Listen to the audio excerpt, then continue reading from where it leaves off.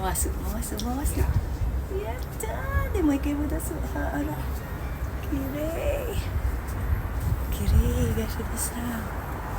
Konnichiwa mga kakulo! Today is the day nagagala kami ni Higashida-san, ang coworker ko na kasama ko mag-TikTok, na sinabi ko naman sa inyo na kahit senior na sila at ayan nakaupo nga kami sa senior area ng train. Dito kami pupunta guys sa Shimbashi. Pagbaba ng Shimbashi guys, pupunta kami ng Yorikamome, yung katabing station lang guys. Ibang station yan guys, yan maliliit na train lang yan na umiikot sa paligid ng Toyosu hanggang Shimbashi. Dun lang siya guys umiikot talaga. Kaya tingnan nyo guys, oh.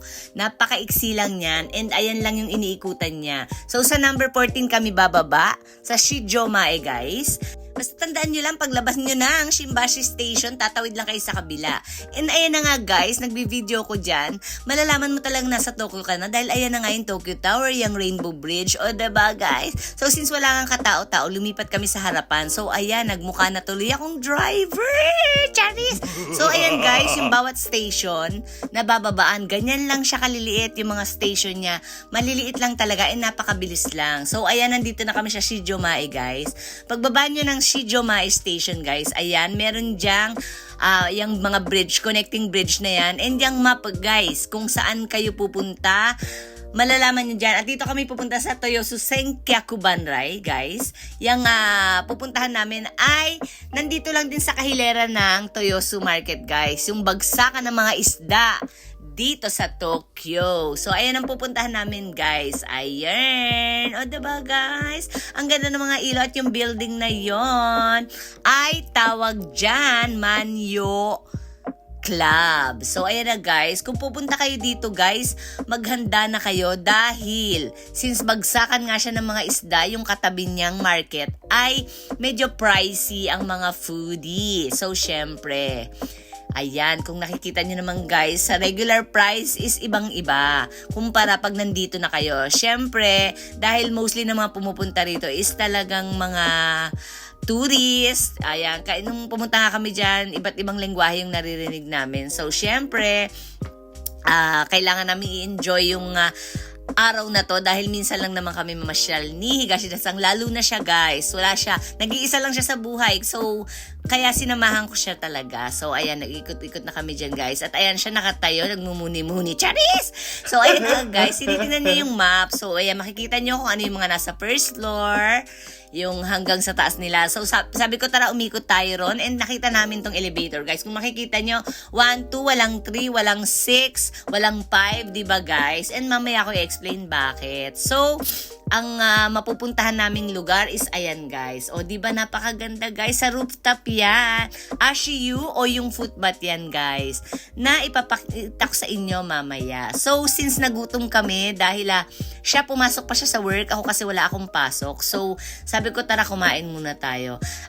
Weekdays kami pumunta guys dahil walang katao-tao gano. Kasi nga medyo yung mga hita ni Higashida-san is medyo mahina na. So, hirap na siya gano'ng maglakad ng matagal at pagka maraming tao yung makipagsiksikan tumakbo. So, dinahandahan lang namin ng pag-iikot. Kaya, syempre, alam nyo na, love ko siya. So, ayan guys, ang mga kainan dyan. And kung makikita nyo, meron din namang mura-mura. Siguro, may below 1,000 yan din. Pero, kumpara mo sa ibang kainan, mahal pa rin. So, ayan, di ko alam bakit may mga camera dyan. Siguro binibenta or what. So, ayan, nasi-CR na siya. So, toilet check muna tayo dyan, guys. Ayan, maganda ang CR nila dahil walang ganong ng tao ngayon dahil weekdays. Panigurado, guys, pagka weekend, napakaraming tao rito. So, ayan ako, guys. So, ito na, guys. Ito yung napili naming kainan, ang Kanaloa, guys. Nasa 2,200 yen yung rate ng rice bowl nila. And, nasa katapat lang namin, kaya dahil ayaw nga ni Higashida-san gano'n na maglalakad. So, ayan na guys. While waiting, ayan yung kaninang sa ibaba na pinakita ko sa inyo. Nasa third floor kami guys, sa mga kakain dyan at pupunta rito. So, ayan na ang in-order ko guys. Diba? Ayan na siya. Ayan, katapat lang. So, napakabilis lang. So, madali kaming kumain dahil nga gabi na kami pumunta. Baka masarahan kami. And nakita nyo guys yung mga counter nila dito sa kainan. Sa food court lang to guys. Kasi ngayon sa kaninang pinakita ko sa inyo medyo pricey talaga. Ayan yung mga kainan na yan. O diba guys, talagang Japan na Japan ang datingan ng ano nila, ng ambience, diba? Medyo madilim nga lang dahil nga yung mga ilaw nila. So ito na guys, pumunta na kami sa 7th floor ang kanilang reception area, guys. So, kung magtatanong kayo, dahil nga si Higashida-san ay may edad na, hindi siya kasing kapal ng mukha ko. So, since makapal ang mukha ko, ako na ang nakipag-usap sa counter. Eh, yung pupuntahan namin na sinasabi ni Higashida-san na 6th floor na free or muryo in Japanese, ay sarado na raw. Hanggang 8 lang pag weekdays, guys. Tandaan nyo yan. So, dito kami ngayon sa may bayad. Dahil dun mo lang mapupuntahan yung rooftop and yung onsen guys at the same time. So ano na siya, set na siya, makakapag-onsen ka na, makakapunta ka na rin sa rooftop. Kasi yung libre is nasa 6th floor lang siya and may limit ang oras and iba rin yata yung daanan. So mas pabor na dito guys, makakapag-onsen pa kami. And pwede mong ikutin lahat ng place nila sa halagang 3,800 plus yen lang or 4,000 kasi ang binayaran namin pa uwi. So, ine-explain sa akin ni Kuya kung ano yung pwede nyong mapuntahan sa price na yon and ano yung pwede nyong ma-avail sa mga facilities nila. So, ayan na nga. Dahil nga, sinabi ko kay Higashida-san na pagod naman siya sa work. So, wag lang pa. Siguro nahihiya siyang ipakita sa akin ng whole body niya. Kaya sabi ko, eme-eme lang yan, ano? So, para sa mga tayong babae, mahihain talaga mga Japanese guys. So, ayan na mapupuntahan namin and binigay na sa amin niyang susi na yan guys. Itatabi niya yan dahil pag uwi, yan ang gagamitin nyo sa pagbabayad. So, ayan na guys. Kailangan mong mag-take off ng shoes dyan. Syempre naman. And ayan, may mga bags na pwedeng paglagyan yan. So, yung kanina pinakita ko sa inyo guys, ayun sa pagbabayad sa counter nyo gagamitin. So, syempre, kailangan namin ng bihisan. Ang pinili ni Higashida-san is yung terno lang siya na pangtaas at pang ibaba. So, ako naman, syempre, alam niyo naman, maarte ang inyong kakulot dyan. Kaya ang pinili ko ay ang yukata nila. Syempre naman, mapil ko man lang, di ba guys? So, ayan, namili na kami ng mga damit. And ayan. So, pagpasok nyo guys, makikita nyo agad yan. So, papasok na kami dito guys. Ayan, yung onsen ng babae at lalaki dahil yung locker nandyan. So, hindi na pwede mag-video dyan. Pero ako guys, alam nyo naman, dahil nga makapalang mukha ko at wala nga ganong tao nung pumunta kami, nakapag-video pa ako sa loob ng locker. Pero usually bawal dyan guys, dahil may mga nakahubad na dyan mismo dahil papasok ng onsen yan. So, since kaming dalawa lang, carry boom boom naman. So, yun na nga guys, hindi muna kami nag-onsen. Umakyat muna kami sa 10th floor dun sa rooftop. Ayan na guys.